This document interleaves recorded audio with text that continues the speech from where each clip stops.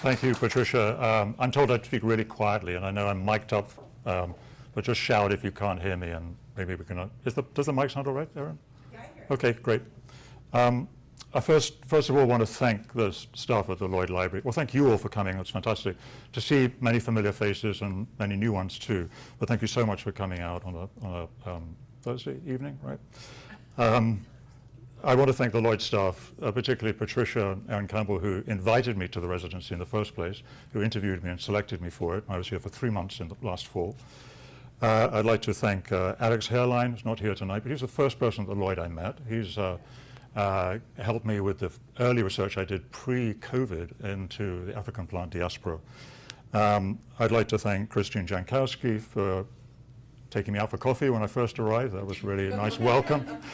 And for Patrick Ford, who's here at the back, for many conversations about rock and roll. And if proof were needed, all botany leads to punk rock, and that's embodied in Patrick there.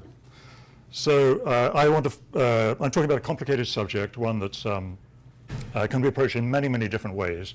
And I'm just choosing a sliver of scholarship, a sliver of an idea to talk about some aspects of these books. But I do want to just remind you that I am an artist and I do watercolors, and I went to Jamaica and I photographed botanical exhibits, and I brought the images back to America, and I did watercolors here, much like the artists that we're going to talk about. So in a sense, there's history repeating itself, particularly when you know that my ancestors were slave owners on Nevis, and I've been to Nevis to do research into the family history, and to some extent all of this work is in some sense an accounting for that very challenging background. I also did a drawing watercolor about the African plant diaspora, documenting all the plants that were transported during the 300 years of the Atlantic slave trade to the Americas. And we'll be doing a symposium next year around this subject with speakers will be coming in from outside. Speaking of maps, well, these are the four writers, illustrators that I want to talk about. And here they are kind of in chronological order. Hans Sloane, the first of all to visit the Caribbean of these four. He was in Jamaica towards the end of the 1600s. Maria Sibylla Merian, who was in Suriname. Mark Catesby, there's no portrait that exists of Mark Catesby, strangely. He was described by just say no or whatever. Yeah, the man without a face. And he was in, his book is actually called Journey to Carolina, before Carolina was divided into two. But he also managed to get to Florida and the Bahamas. Florida then was a Spanish colony. And John Stedman, who was, so these were largely botanists, we would say. Stedman was a mercenary, and he is the odd one out here who went to Suriname for different reasons, but ended up engaged with botany in Suriname. So where were these people working? Here is an early map that Catesby includes in his book. And you can see Catesby was, being a Brit, was more on this later, but he was sent to this region to do botanical work in support, to some extent, of the colony in South Carolina. And he was in that area at the top, was generally known as Carolina, but included Georgia, South Carolina, north of Florida. Florida is brown there because it was a Spanish colony. And the British colonies are in pink here, the most prominent of which is Jamaica, the bottom center, which was the richest colony, the richest British colony at the time, and also a crucial strategic island for the British. And the Leeward Islands, so-called, see if they're on this map.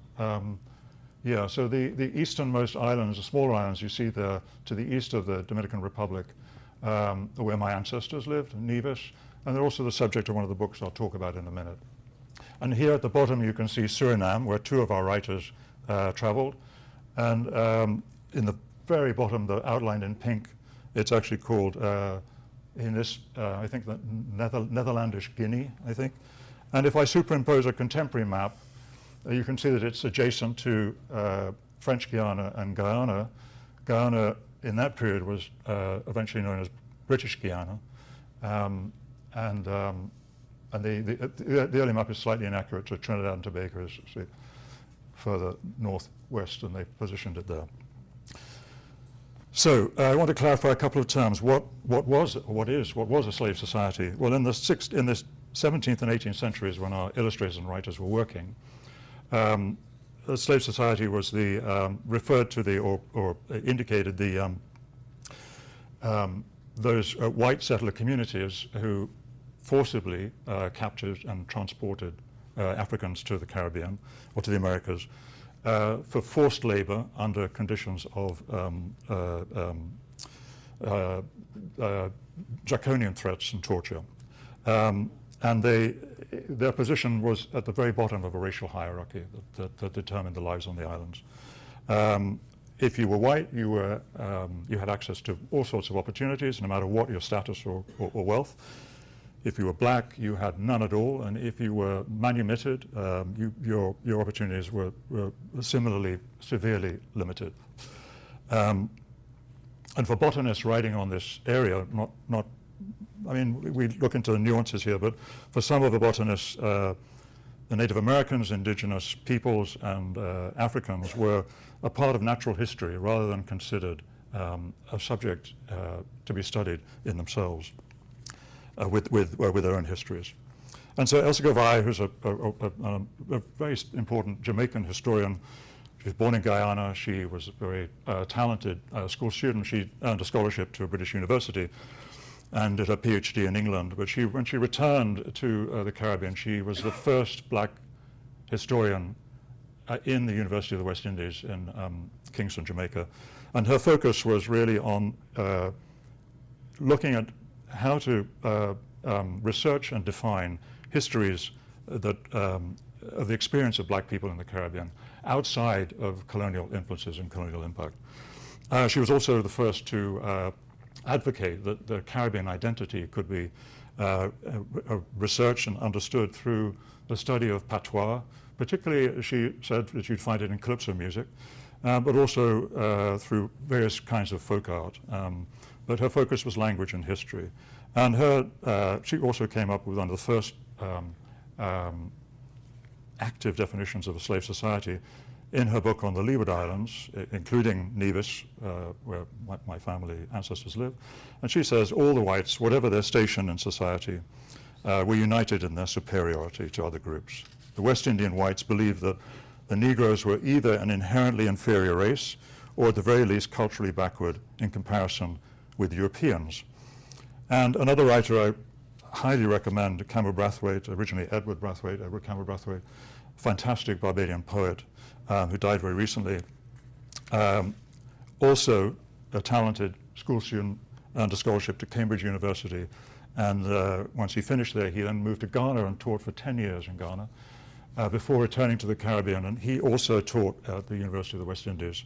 But he was teaching literature, not history. But he's part historian, part poet, part folk culture, part theorist, part Caribbean theorist. Very, very interesting writer. And from this book, he again elaborates on Govai's definition of slave society. And he was very influenced by Govai's writing. And he writes, white attitudes to slaves and to slavery were therefore in a subtle, intimate manner also white attitudes and sentiments about themselves. They simply looked into a black mirror of subordinate flesh. But the general and overwhelming assumption was that slaves, if human, were of a different genus, that they were lazy, lying, profligate, promiscuous, etc. Brathwaite quotes a few times in his book this writer, Maria Skinner, who was actually born in New Jersey, but she married into a kind of British aristocracy. She married a British general high up in the military who was posted to the Caribbean before being posted to India, and she kept a diary. And it's very readable. She's a very empathetic person. She's very interested in the conditions under which people are living in the Caribbean. But she found herself in a situation that really demonstrates how concrete were these roles that people were obliged to play or occupy in a slave society. And she's invited by her hosts, these Murphy sisters, to an outdoor dance. And the first thing she does is she invites an elderly African man, an enslaved man, to open the dance. And her hosts are absolutely horrified by this. They told me afterwards that they were nearly fainting and could hardly forbear shedding a flood of tears at such an unusual and extraordinary sight. For in this country and among slaves, it was necessary to keep up so much more distant respect. They seemed to think the example dangerous, as making the blacks of too much consequence or putting them at all on a footing with the whites, they said might make a serious change in their conduct and even produce a rebellion in the island. And so this, no matter how empathetic you were, or even if you were an abolitionist, you were locked into these roles in these societies, and until the abolition of the slave trade in 1807, when the British were concerned, and then finally the abolition of slavery in the 1830s, there was very little opportunity for variance within that kind of regime. And so just a survey of the numbers here, which I find always terrifying, and perhaps the statistics are too cold, but in Jamaica before Sloane arrived, so the British won Jamaica from the Spanish in 1655, and between then and when Hans Sloane arrived in 1687, there were 35,000 captives imported from Africa, just to Jamaica. Now, while Sloane was there in Jamaica, in the 2 years he was there would have been 2,000 or 3,000 more that were brought in. And between his departure in 1688 and his death in 1753, a further 150,000 would have been brought in. And it is estimated between the foundation of the colony in 1655 and the end of the slave trade, Atlantic slave trade, in 1807, 1 million would have been brought into Jamaica, of which 200,000 would have been traded on to other islands or other colonies. So shocking statistics. In Suriname, of course, no better in any other colony, but in Suriname, 1697, around the time when Marion arrives, Maria Sibylla Marion, there were only 450 white people and 5,000 slaves. But between 1670 and 1820, 350,000 more captives arrive, and the number of plantations increases from 50 to 200. And Carolina splits into North and South Carolina in 1712. In South Carolina in 1720, there were 12,000 enslaved people and just 5,000 white. And 20 years later, there were 30,000 enslaved people and 15,000 white. Georgia's a little different because it didn't become a separate state until 1732, but it outlawed slavery until 1750 because it was very concerned that escaped slaves would flee to Florida, where they fought for the Spanish, would be guaranteed their liberty. And so the English administration in Georgia didn't want that to happen until they were pressured by the colonizers themselves to legalize slavery in 1750. And between 1750 and 1775, the number of enslaved increased from 500 to 18,000. And of course, it's estimated that during the course of slavery in the United States, about 10 million black people were enslaved during the 300 or so years up to the Civil War. So the numbers are astonishing, and it's just astonishing too that so many of the writers or visitors to the colonies overlook what's going on, or have to overlook what's going on, because it's sort of required or expected by their sponsors. So the other term I want to clarify is the botanical color line, and I borrow this, or adapt it from Jennifer Len Stover's book, The Sonic Color Line. And then Stover is talking about the silencing of black voices historically, where whites will not attend to or not listen to requests for help, requests for empathy and sympathy, and that and she writes of blacks feeling tuned out, dismissed, and misheard by the listening ear. It silences black people within it while enabling white people outside to ignore them.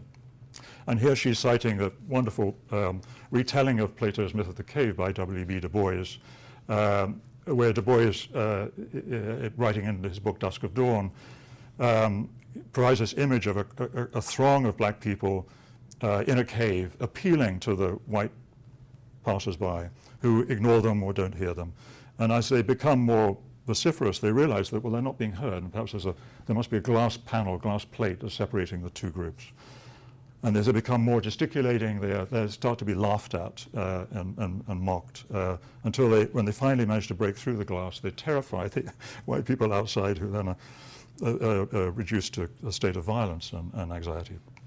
So I want to transfer this concept to the botanical color line, where because of the stigmatization of enslaved people and Native Americans and indigenous people in the colonies, their botanical expertise was discounted. They were, of course, had been growing plants, tending plants, developing medicinal uses for plants for centuries, and they were relied on by the botanists we're looking at here for advice about, for identifying plants, for sourcing plants, for going into the forest and getting plants out of the forest as samples. They were also, to some extent, respected for the treatments, sometimes, as we'll see. But they were never able to cross that botanical color line and become respected botanists in their own right, respected for their expertise. There was and so I see this happening again and again. And in these accounts I look at, I want to draw out those moments when we hear the voices of the enslaved coming through the accounts, in spite of all of the, as we say, in spite of all of the neglect and silencing, and by this sense, try to cross the botanical line or invite the sense of that these actually were experts, on whom all the botanists relied for all of their work, and without whom they could not have done their work. So here are the four again, and I just want to say, if it's not too frivolous, to suggest it's like a hand of cards. So Sloane the King, he actually, when he returned to England, he did become the president of the Royal Society eventually, and his collection was also constituted the founding of the British Museum. And Marion and Catesby's books were widely acclaimed as being very significant botanical records. John Stedman, definitely the joker. He's the only one of the four who explicitly speaks out against slavery and the treatment of slaves in Suriname. But then he wasn't being sponsored by people involved in the colonial enterprise. He was a soldier, and yes, he had to be somewhat careful with how outspoken he was in Suriname. But what he said about the treatment of slaves was really extraordinary for the time. He was also extremely mischievous too, in his really badly behaved in his regular life, but extraordinary individual. And so these books are ones that I worked on here in the library. They're really important books that are held here. The Catesby and the Marion are stars of the library collection. And here are the title pages of the four books. And I just want to point out the lag, sometimes the time lag between the research or the visit to the Caribbean and the publication of the book. In Sloane's case, it took him almost 20 years to get the first volume out and 20 years further for the second. And one of the reasons for that would be, these are big books. Sloane's book has 2 volumes, 500 pages in each. And so he was commissioning illustrations. Sloane did none of the illustrations himself, but did all the research himself, all the writing.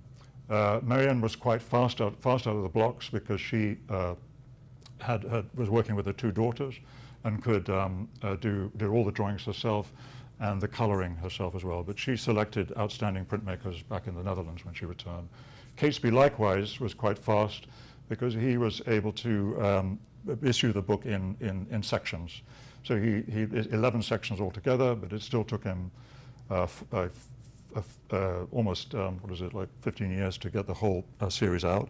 And it allowed him then to issue one section, raise revenue for the succeeding one, and also generate more interest from subscribers. And then Stedman again took an age to get that book out.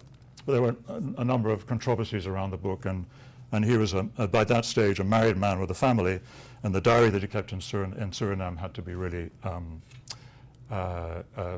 tidied up because it was full of scurrilous details about his sexual life in Suriname, and was full of invective against the army, against the colonizers as well. So examples of pages from the books. Sloane's is always a monochrome book, was always a monochrome book, as far as I'm aware. Marion's exists in monochrome and color, hand-colored, and the library has both versions, as well as the 1730 edition, which is colored. Mark Catesby, again, black and white and colored. And the prices varied between them, because generally the price of the colored versions was double that of the monochrome. The Stedman also exists in black and white and color, but the library has a black and white version. So Sloane's book is, they're all extraordinary. Sloane's book contains a lot of illustrations of natural species and strange objects he finds, but it's primarily of drawings of plants and animals. Those probably 90% of plants. And the book opens with three unusual illustrations that some commentators have made a lot out of. And here's a land crab that was actually a vital source of protein for enslaved people living on the coast, and a pottery shard from indigenous peoples long before the colonizers arrived. And some have made the claim, and I'm inclined to be sympathetic to it, that these are an allegory of everything that Sloane can't talk about, but might like to. Sloane had spoken disparagingly of black music and music by enslaved peoples, but he reproduces two of their instruments here. And he speaks about it being a pagan and Bordean lewd kind of music, but he juxtaposes it here with what may not be Christian iconography, may or may not be an indication of punishments for enslaved people. And then the third of these the illustrations follow one another at the start of the first volume. And here's a Portuguese man of war, which could be emblematic of the warships that patrolled the Caribbean during the conflicts over the islands. And there are several coins here that are encrusted in coral, which were salvaged from a wreck and a ship's timber too. And so again, a testament to the wealth of the Caribbean, but also the wars and violence that generated that wealth. He was sponsored by Lord Albemarle, who he employed Sloane to be his doctor in Jamaica. So they traveled out together on the boat, and Albemarle made another fortune from salvaging a wreck, probably the wreck from which these items came. He used enslaved divers who had the skill to, what's it called, free diving, I think, to salvage these items from the wreck. And they were paid a premium for doing it. They were very, very skilled. So in a way, it's also a testament to the conditions of his employment. Sloane's book is valuable also for the medical accounts he gives. The book starts out with a record of 128 treatments of people throughout Jamaica, and he's being employed by slave owners to examine their slaves, but he's very indifferent to who he treats, and it's an important account because it's the first account of European medicine being used in the Caribbean. And unlike other contemporary doctors of his, he's a person who wanted to be treating a patient by the patient's bedside rather than bringing theories or methods that were external to a one-on-one encounter. So he interviews the patient, he interviews their family, and he tries to get an idea of the circumstances in which they're ill. And we find this sympathetic. It involves a lot of, it subjected him to a lot of criticism when he returned home because he was accused of not having a proper medical theory and method behind his approach. But he's surprisingly empathetic. And on one occasion here, I reproduce this because he's treated by a black woman who's celebrated for her medical abilities. And so he says, well, and he asks her to treat an infection in his foot, which turns out to be a chigga or chigo infection from a flea that lays its eggs under your skin and has to be extracted and then treated.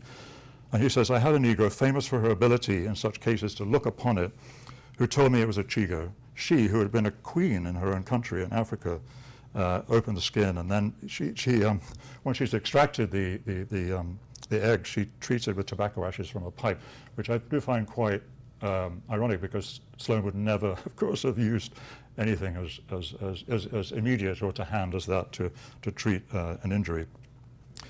Occasionally he names the person he's treating. Here he treats a black woman called Rose, who was a housekeeper and looked after children, and for some reason she's become unable to move, unable to do any work. So she's handed a broom, she doesn't know what to do with it.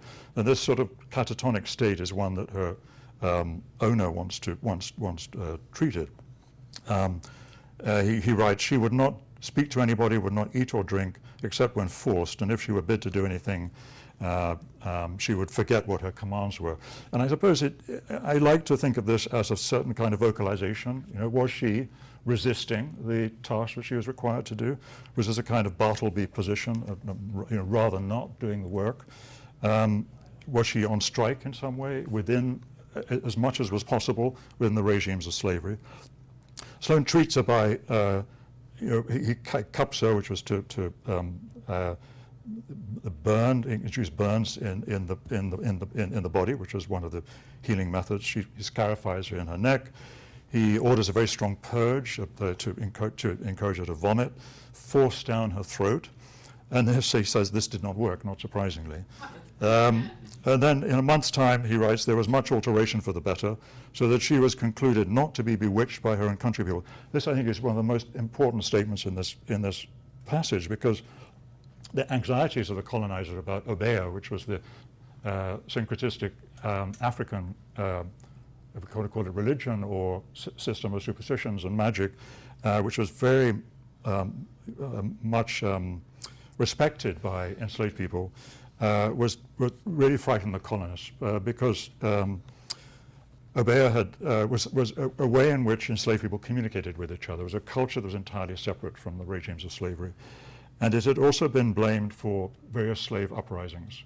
So Obeah doctors had been at the center of some uprisings in Jamaica in the past and had been accordingly punished or executed in a very cruel manner.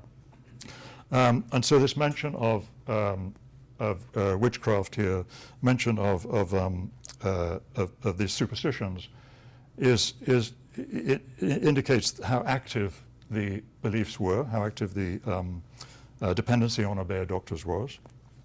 And that Sloane, of course, doesn't believe in any of this. But then he concludes that, well, this behavior is attributed by the common people to witchcraft or the power of the devil. And he says, she being very hard, as all mad people are, to work on, and by the use of these medicines alternatively, she came to herself and went about her business and got well. So he claims that he cured her, but in fact, obviously it was a far more complex process. He cites other enslaved people by name, but it's rare. Hercules, a lusty black overseer. Lusty in this case means energetic, fit, healthy, and a doctor. So I think this is interesting. Again, he's crediting, besides the African queen, he's crediting other enslaved people for their medical knowledge. Sadly, that Hercules was acclaimed amongst whites and blacks for his ability to treat gonorrhea. But he was unable to treat himself. And so Sloane starts to treat him for gonorrhea, but he leaves Jamaica before he can effect a cure. And then generally Sloane is fairly disparaging towards indigenous medicine. And he writes, well, there are many such Indian and black doctors who pretend to understand cures, but they don't perform what they pretend, unless in the virtues of some few simples, meaning herbal remedies. Their ignorance of anatomy, diseases, method, which is exactly what Sloane was trained in when he was studying at university in Britain and France. The ways to become a doctor involved botany, surgery, and anatomy, renders even that knowledge of the virtues of herbs not only useless, but even sometimes hurtful to those who employ them. So here again, these doctors are pushed to the other side of the botanical color line and are refused access to the credits and approbation that someone like Sloane would give them. So much after the medical section, so I said 128 diagnoses and treatments out of the hundreds altogether that Sloane dealt with in Jamaica. He talks about plants. He collects plants, and he's really focused on them largely for their medicinal properties. And so in this, this is a plant that he says the leaves are boiled and taken for stomachache. But this is ricinus. This is castor oil, which is also can be very poisonous. And then an entry like this for Yaruma de Oviedo, a plant that's named after another botanist. I just put this here because it's interesting that for Sloane, this book is also a literature review. He's including all sorts of research that other doctors have done.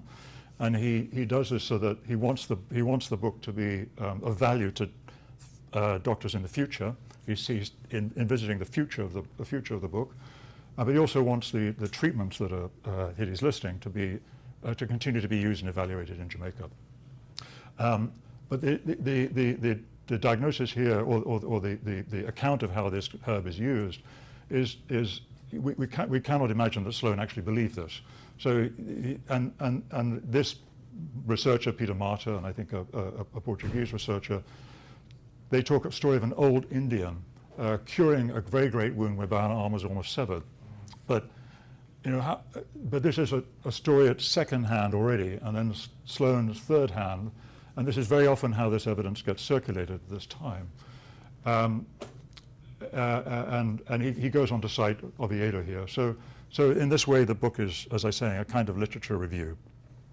So now let's move on from Sloane to Maria Sibylla Merian. And Merian is spends 2 years in Suriname. We also wonder, how did these people get into the position of being able to make these journeys, to have the skills even to be able to do this work? Well, Merian was born into a family of engravers and artists, some of them drawing flowers, painting flowers. Her father was an engraver for a family that produced a very famous book in 1590 called the India Occidentalis, which documented, often in very gruesome ways, the Spanish conquest of the Americas. And so she would know that book and been familiar through the book with the region, and that might have piqued her interest. Her brothers taught her intaglio printing, and her mother's second marriage was to a flower painter, actually Jacob Marel, who did the portrait we saw of Merian earlier, and who taught her painting, but most likely watercolor painting, because women at that time, at least in Germany, were not allowed to sell oil paintings. So, but from her late 20s, she was already breeding caterpillars to better understand the process of metamorphosis, which was her entomological focus, and she married a painter. So entirely immersed in those skills. At a certain point, she left her husband and joined the Lapidist sect in northern Holland. And this was a sect which forbade her from painting. So whether her move there was because she had a half-brother there or because she wanted to get away from her husband is not clear. She was allowed to continue with her entomological research, but not to paint. And so eventually she may have become really frustrated with that, and she moved with her 2 daughters to Amsterdam. But the Lapidist connection was important for her because the Lapidists owned a plantation in Suriname. And so she got to Suriname partly because her elder daughter married a man who was trading with Suriname. And so in a sense, the path was laid out for her. Suriname was a Dutch colony. She knew the language, and she had important connections there. And she writes of her motivation for going there that although she saw many collections of insects in Amsterdam, nobody was clear about how these insects reproduced, how they metamorphosed, and no one was clear about which islands or which region they came from. So she wanted to go and find out for herself. So again, this kind of intellectual curiosity is one of the motivations. And it's likely that she had already published 2 books on caterpillars and butterflies by the time she went to Suriname. So she was already a well-known illustrator and botanist. So this was important because she would have had to raise a lot of money to make that journey. And she sold work and to finance the journey, take her and her youngest daughter with her, and to pay for 2 years there because she was not employed while she was there. And I just singled out some of the, and this is an incredibly beautiful book, and I singled out some of the images that indicate a knowledge of or dependence on knowledge from indigenous enslaved people in Suriname. And in this case, she says, well, this cassava is used to bake bread that the Indians and the Europeans ate in the Americas. Sometimes she's very critical of the colonizers for their willed ignorance of botany, and she says, well, all they're interested in is sugar, and they're not at all, they can't tell her anything about the plants that she's discovering. And if they were interested in other plants and other fruits, like this American cherry, they would have other means of income. And here she says the caterpillar, worm she calls it, at the very top of the image there, was brought to her by a black female slave who informed her that beautiful grasshoppers would come from this from the pupae.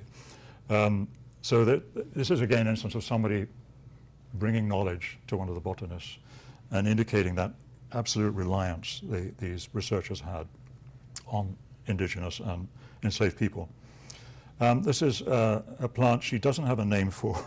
I can't find a name for it because, as she says, nobody, the people there, the Dutch planters, do not feel like investigating something like that. Indeed, they mocked me for looking for something other than sugar in the country.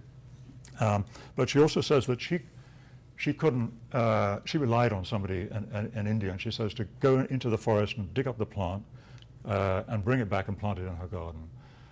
And then at the very end, it's this very important account, I think, because she says, look, and you imagine somebody wearing a dress. I mean, for a start, it was very rare for a woman to be engaged in this work at this time.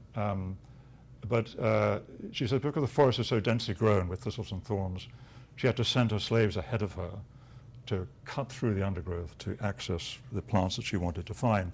So, of course, her exposure to plants in Suriname was limited by the density of the forest and by the challenges of navigating these areas. And this was a region that, even at this time, was occupied also by Maroons, who were escaped slaves, who had set up communities in the forest, and who were continually fighting, killing and taking property from the planters who were on the very outskirts of the colony. So it wasn't always safe either. The peacock flower was important in the Caribbean because it's an abortifacient. And she writes here of the peacock flower saying, and this again is an indication of some empathy she feels towards the indigenous and enslaved people. She talks about the Indians, indigenous people who were not treated well when in service with the Dutch, and so they used this plant to abort their children, not wanting their children to be slaves like them. And at the very end of this passage, speaking about Africans from Guinea and Angola, indeed, they sometimes even kill their children because of the harsh treatment commonly inflicted on them, because they feel that the children will be reborn in a free state in the country of their friends, as she heard from their own lips. So there's a first-hand account in this case. So just to conclude the Marianne account, this is a really extraordinary image in the book. And I like to see this, it shows spiders attacking ants, attacking butterflies, ants attacking spiders. It's an image of extreme predation. And perhaps again, as I talked about the Sloan images earlier, this is one way in which she is able to represent the violence in the Caribbean without being explicit about it. She was criticized for this depiction because as when she got home, people said, well, there's no spiders that kill birds, kill hummingbirds. And it wasn't until, I think, the 1800s that she was proved correct. And nor were there ants creating ant bridges, but of course we know that to be true as well. And here's a further detail, just to show you the quality of some of the line work and painting in all these images. It wouldn't be fair without leaving you with some other details of Marianne's work in that book. And extreme close-up with gold highlighting them. So one thing, this is the frontispiece to the 1830 edition. And right in the middle there, you can't really see her very well here, but I'll show you a close-up, is Marianne herself bent double catching butterflies.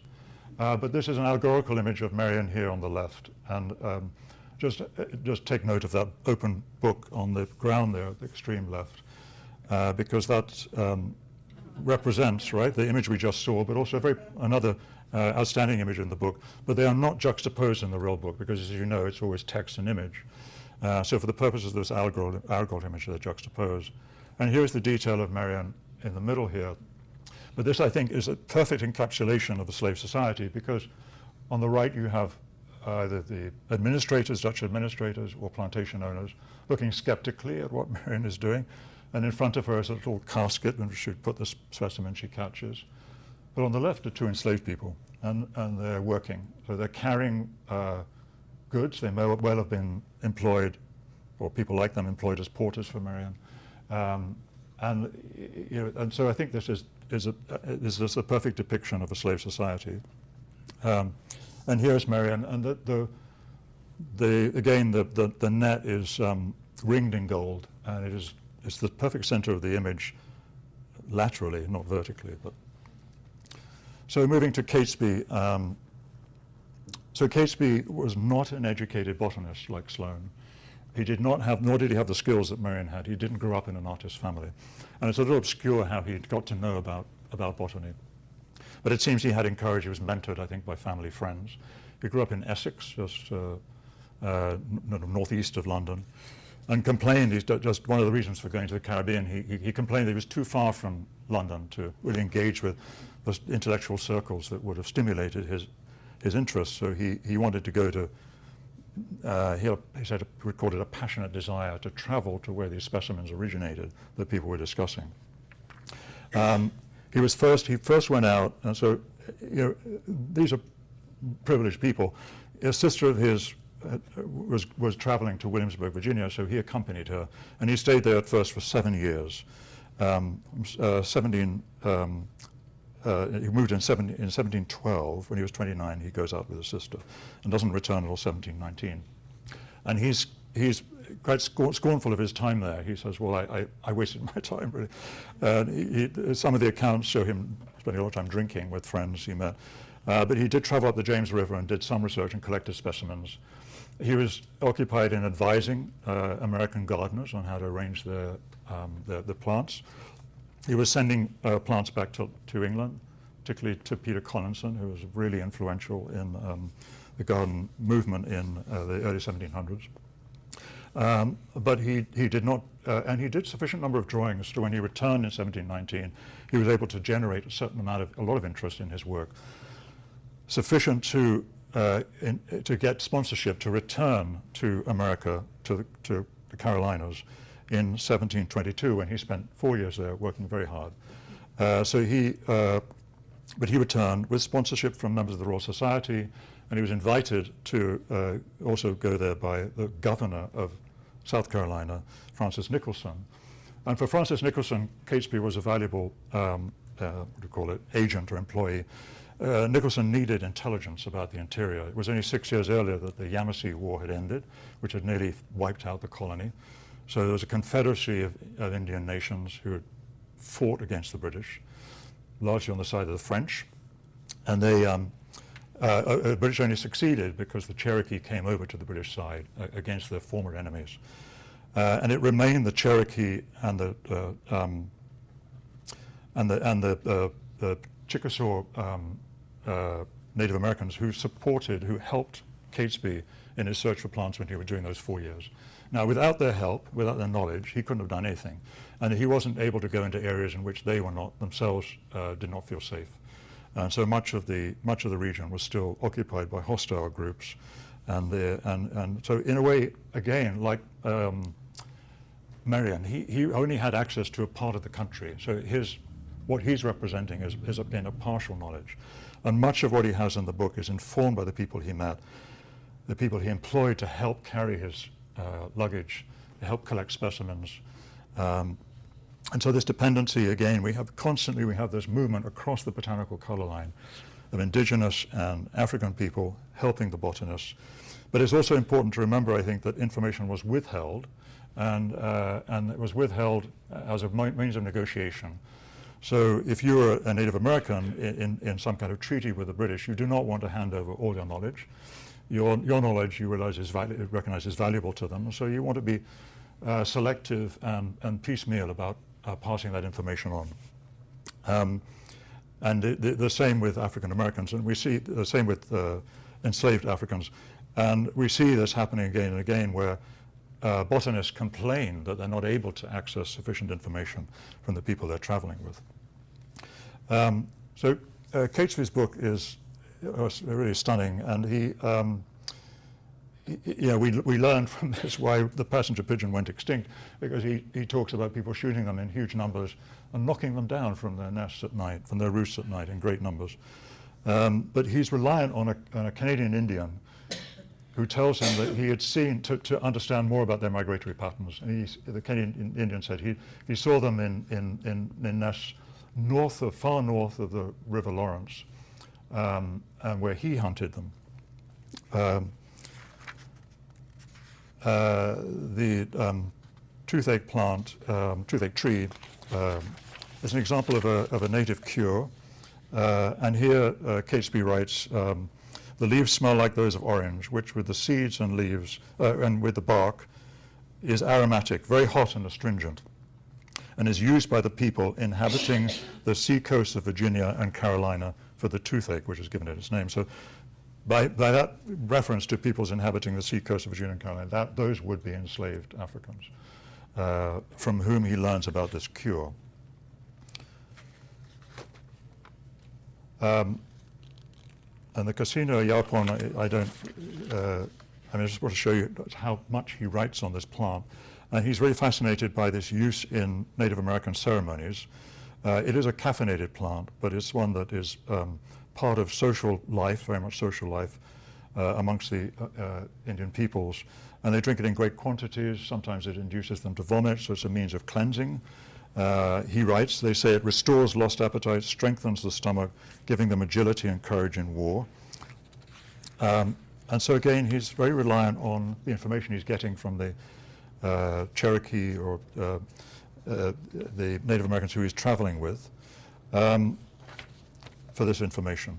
In terms of the black walnut, he writes that, and this is where I think he drifts into a kind of disparaging references, and so he says the kernels of the walnut tree are very oily and rank, so they're very distasteful tasting. Yet when laid by some months, eat by Indians, squirrels, etc. So that juxtaposition of Indians and squirrels, I think, is very telling.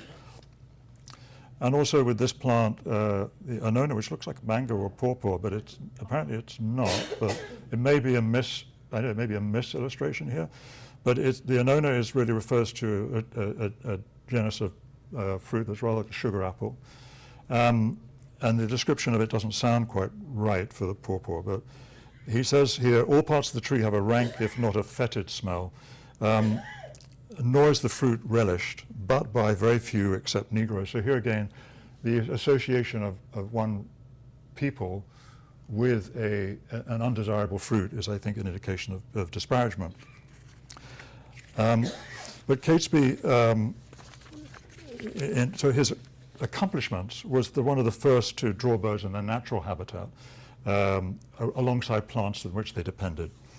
But he is extracting information and plants from a wider context of indigenous life and ecology, and to make the colony look Edenic.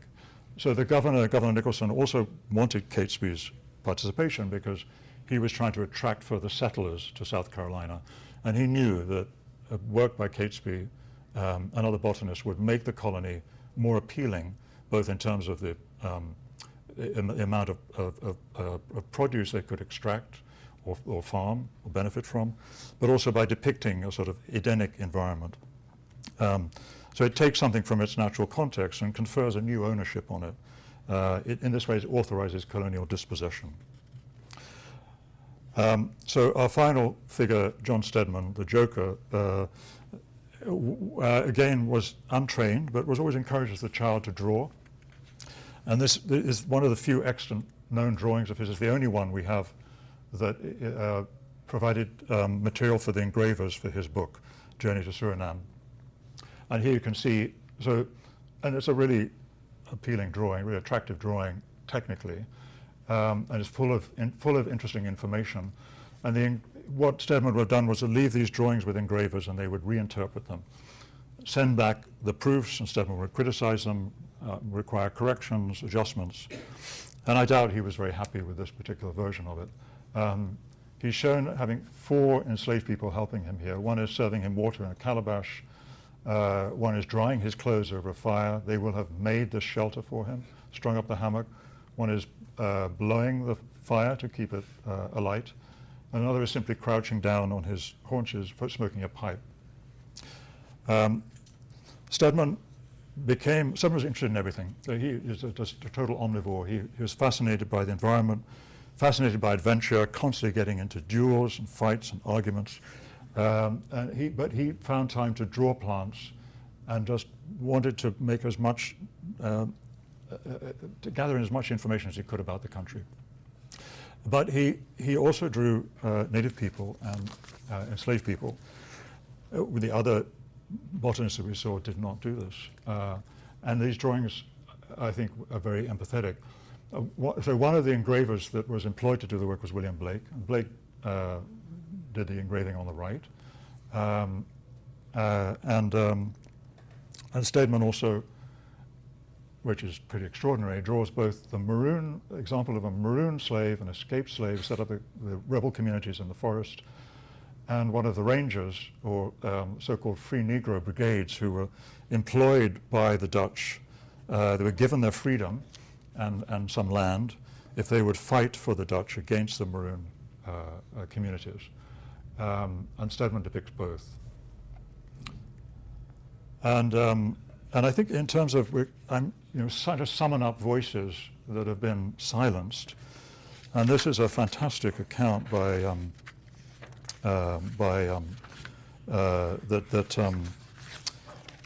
Stedman repeats verbatim in the book. No doubt it's been embellished. But so this is a meeting between Maroons and commissioners from the governor, who are requiring some kind of cessation of hostilities.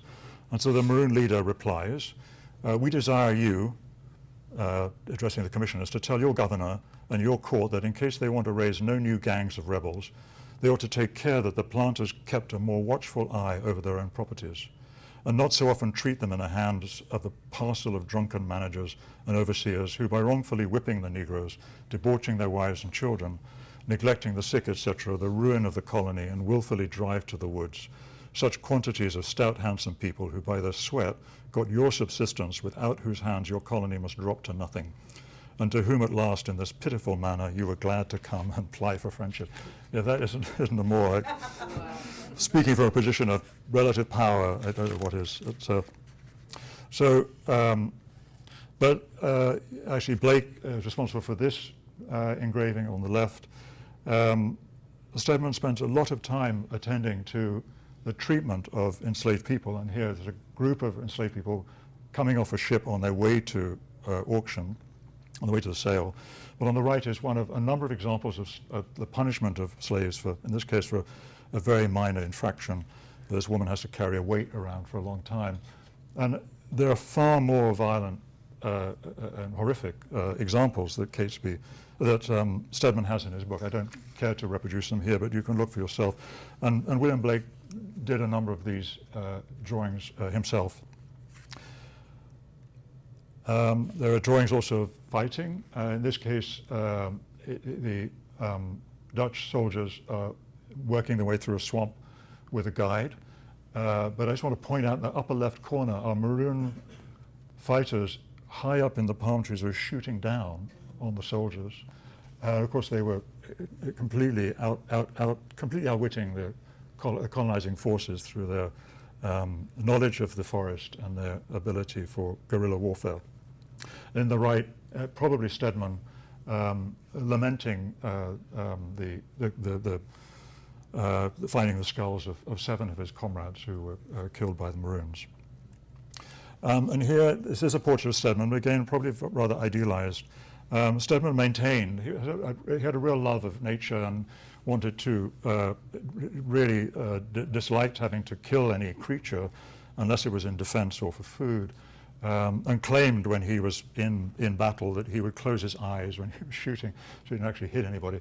But he's depicted here having killed a Maroon soldier in the battle for the one battle he was in. Out of 7 excursions into the forest, one battle, Gadosabi, they successfully destroyed a Maroon compound, and you can see it in flames perhaps in the back just above the Maroon's thigh there.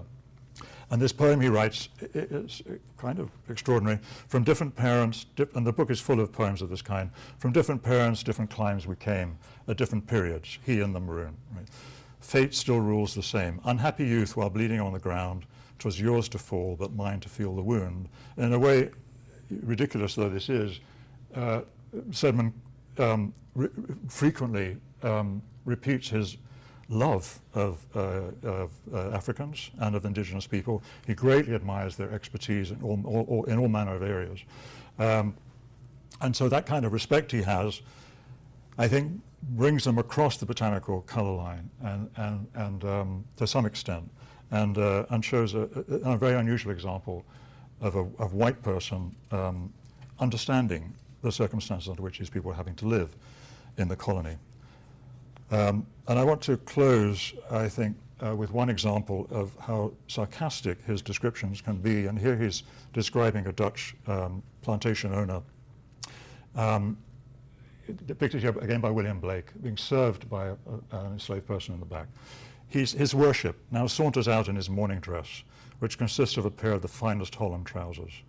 On his head is a cotton nightcap, and over that an enormous beaver hat that protects his image, his meager visage from the sun, while his whole carcass seldom weighs above 8 or 10 stone, being generally exhausted by the climate and dissipation. To give a more complete idea of this fine gentleman, I, in the annex plate, present him to the reader with a pipe in his mouth, which almost everywhere accompanies him, and receiving a glass of Madeira wine and water from a female quadroon slave to refresh him during his walk. And by far one of the more controversial aspects of the book concerns his relationship with Joanna, who was an enslaved woman. He wasn't able to free her. He never had the money to be able to purchase her. But he was engaged in what was called a Suriname marriage with her. Joanna's mother brought her to Stedman, as was fairly customary at that time, and said, if you pay me a certain amount of money, my daughter will live with you as a wife for the time you're here. And he agreed to this. But and this is all clear in his diary. And he says, well, everyone was doing this, even priests in Suriname were doing this. He clearly has a lot of affection for her. It's less clear how she feels for him, but in Stedman's book, the published book, he turns it into a love affair, and so much so that the book became an incredible literary success in Europe in the early 1800s. Stedman died a year after it was published, so he didn't learn about that success. But it was largely due to this romantic relationship, this idealized relationship, which in a way, of course, completely misrepresents the relationship between colonizer and colonized, or colonizer and enslaved.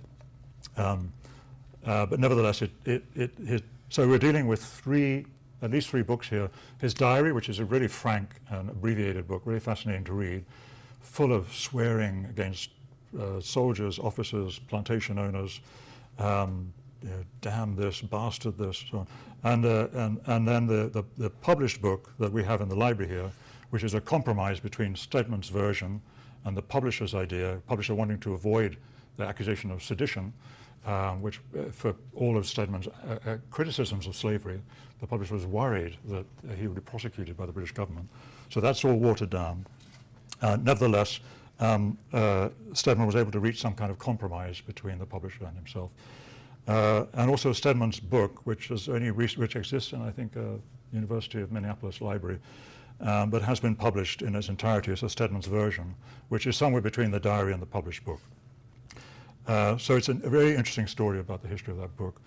And so again, my question then would be, how are we to regard these illustrations today, at least the ones we saw previously to the botanical illustrations? And I think, clearly they are advertisements for colonization, advertisements indirectly in some ways for slavery.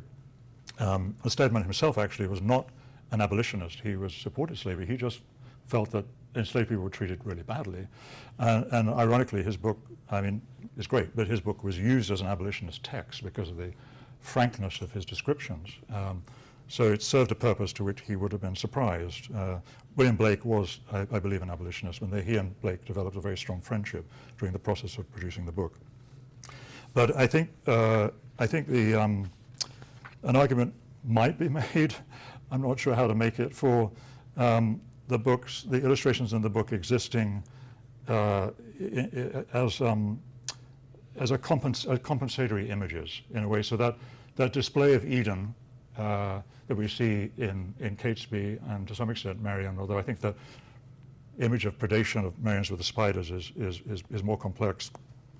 But that idea of an image that exceeds its needs. So these images in form but they also exist to sell the book, so the more beautiful they are, the more subscribers they're likely to attract. But they also exist, I think, as a way to compensate for the history that enables them to exist in the first place. And so I would be interested to have a discussion, be involved in a discussion about that action, of the quality of the artwork in some way, overcoming all the circumstances that generated it, while at the same time, of course, and the more complicated these discussions are, the better, I think, at the same time being an indirect advocate for those conditions out of which the book grew. And I'll just close there. So thank you very much.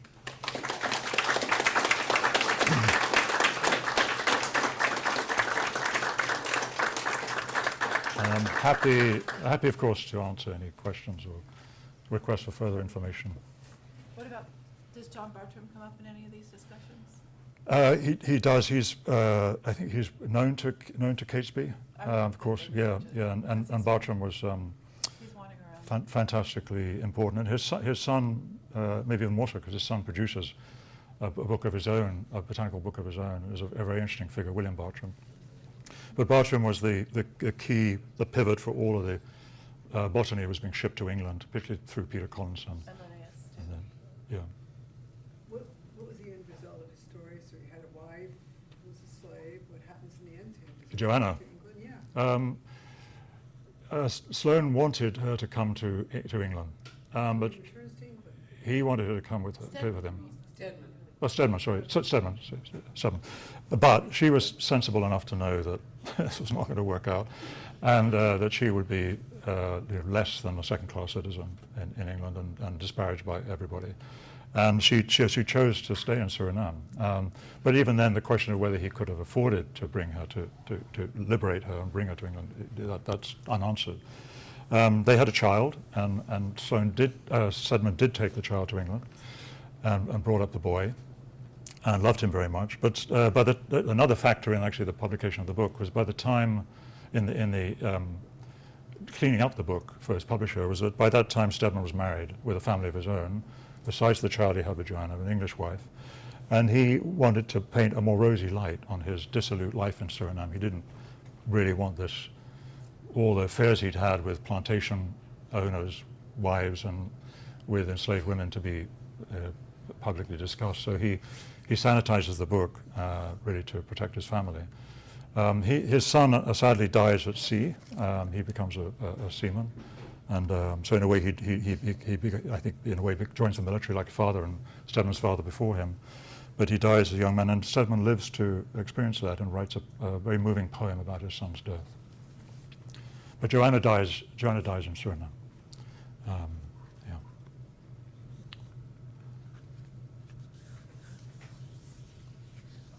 Yeah. Mike, could you repeat your question or what you said you'd be interested in the conversation about how this was, I'm not sure I can repeat it exactly. Yeah.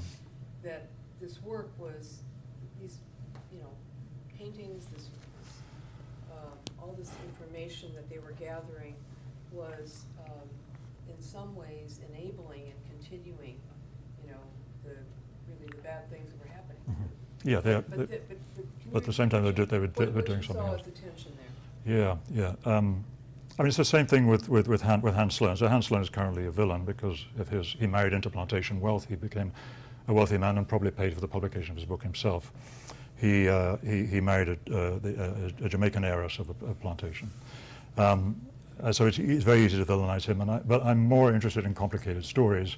And so for that reason, I wanted to dwell somewhat on the medical history, his treatments in Jamaica, which show a certain degree of empathy. And he felt, so unlike other doctors, Sloane felt that, I will come back to that, but Sloane felt that, that regardless of race, regardless of gender and age, everybody had the same disease, the same illness, got the same illness, the same infection, and so deserved the same treatments, the same medicines. So in that sense, he was very different from other doctors of his time who said, well, no, Africans, they don't experience the disease or pain in the same way. We don't have to treat them the same manner. So I think that Sloane, all these people are very complicated people, and there are many ways into this body of work. I think that, Sloane's images, I'm interested in them. I'm not as excited about them as I am of Merriam's, and I'm probably and Stedman's, but I'm interested in Catesby's too. But I think that artworks themselves are complicated things. On the one hand, they are just things in themselves that are somewhat lawless, and we have to give them credit for that autonomy, we might say, but they're also subject to all kinds of factors and influences, and we need to study that as well. And these are amazing works, right? They're some of the key works of the 1700s, and they can be beautiful to look at, and that puts us in an awkward position because we know what they came out of. We know they were enabled by colonization, slavery. So do we condemn them outright? Yeah, we can do. Perhaps that's appropriate. So how do we look at them now? We have to look at them with that knowledge, but we also have to credit that these artists were really genuinely interested in these specimens, in this botany. They were not just journeymen. They were there fascinated by what they were depicting and were providing in excess of the information required to understand and appreciate the plants and flowers and insects that they were drawing. Yeah, and I have a second question. Feel free not to answer this at all. It's a more personal one because you talked about your journey into all of this being in some ways an accounting, as it were, for your own history, your own family. And many of us have family roots in history that are complicit in this kind of thing, in slavery. So I wonder if you want to talk about it, how this affected you doing this work, and does it seem in some way to help you with that accounting? I don't know. I mean, I started the work before I realized the extent of my family's history, and before I went to Nevis, before I looked at the archives of British slave ownership, which are published online now, so you can type in your family name, and it tells me exactly how many people my family had enslaved at the point of compensations for emancipation of the slaves. It was a lot of people, and I spent some time working on a family tree, putting in the compensation figures next to names, and I could see that, it was clear anyway, but I could see it was visually clear to me how that wealth that came from plantation wealth and compensations came all the way down to my great-grandfather, who was set up private businesses in Trinidad. And the myth in our family, who never talked about this at all, was that he was a self-made wealthy man. But there's no way that's the case. He would have arrived with wealth. He moved from St. Vincent to Trinidad. There were already relatives in Trinidad. So and it came down indirectly to me. I mean, through all the privileges that I've experienced and benefited from. My father was English, met my mother in Trinidad and so on. So, but it's curious to me, telling that my family never expressed much interest in this. I'm interested because I don't know that I can account for it. I can't, but I think I'm interested in trouble, deeply troubled, and I do think, what would I have done if it had been me, right? I have no way of knowing. But as I was saying, you're locked into these positions in a slave society, and the most you can do is to be empathetic, and it could have done was to be empathetic and behave in a kind manner, but that was probably not permitted you. So I'm disturbed by those inevitable facts. Yeah. I wanted to ask you, okay, like with the publishing, how do I want to say this? Why do you think, like, because of that history that went on then, why do you think some publishing companies are afraid to, like, really put that detail in there so, everybody can kind of, what went on then, and especially, like, Black people, deserve to know about that history. And what do you think you can do as far as, like, maybe getting in contact with these publishing companies so they can not be afraid of that history? Because, like, we deserve to know. Like, everybody deserves to know. Yeah. And I think they do kind of hide some stuff. I have heard some people not being able to get their books published because of some things pertaining to, like, situations like this. That's interesting. I'm sure there are forms of censorship that obviously that continue today that are based on certain judgments made of the material in the book, and I think that's a form of censorship, a form of suppression that shouldn't happen.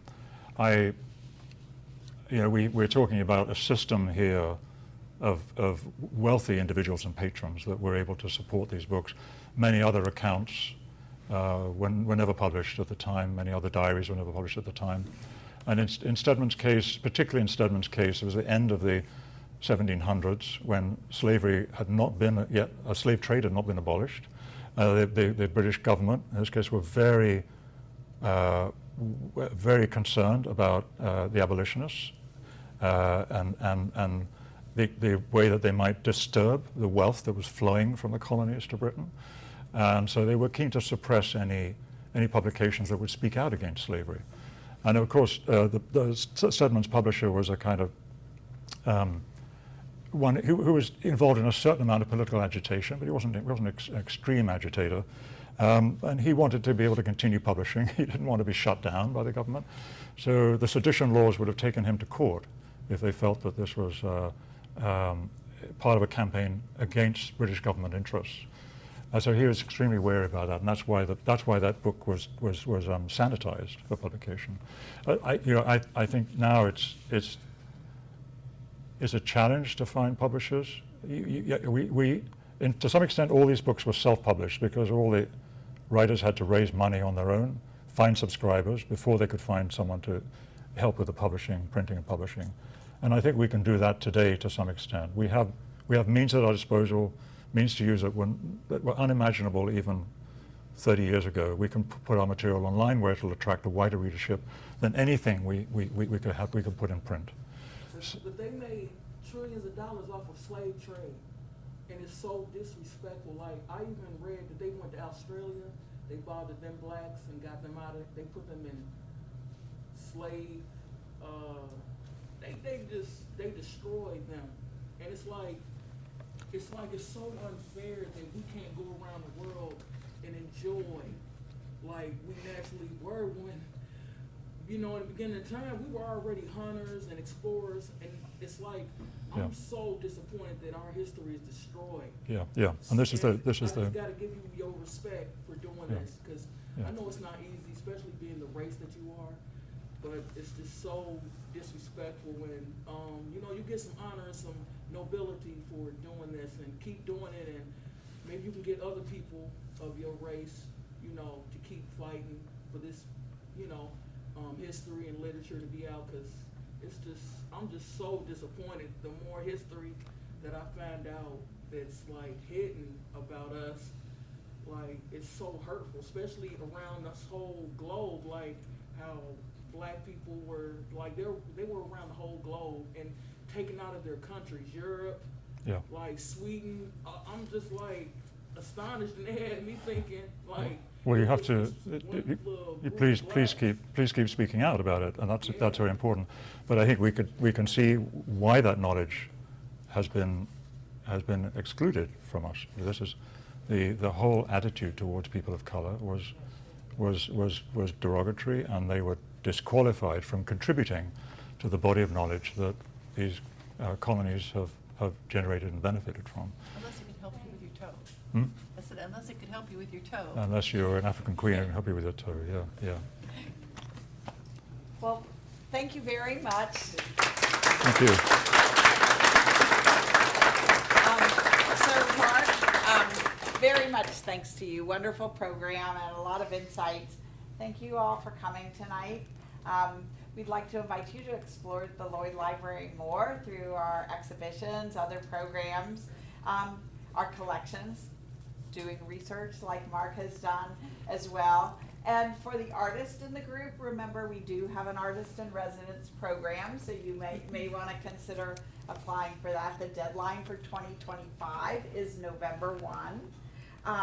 And for everyone, we encourage you to come back to our upcoming programs. You can find them listed on our website, social media, or on the back of our beautiful Flora Mania postcard, so feel free to grab one of those. Later this year and next, watch for our Photo Focus exhibition and program series in the fall. entitled The Lore of the Pawpaw, with our 2024 artist in residence, photojournalist Madeline Hordinsky. And then in 2025, Mark will return to the Lloyd, and he'll be collaborating with us on a symposium where we hope to be getting some of the speakers that you introduced at the very first of the program. And that symposium is going to be the enduring impact of the African plant diaspora. Also, I'd like to just say that programs like this are supported in part by friends and members of the Lloyd Library. So if you're a member of the Lloyd Library, thank you. And if you're not, please consider joining us.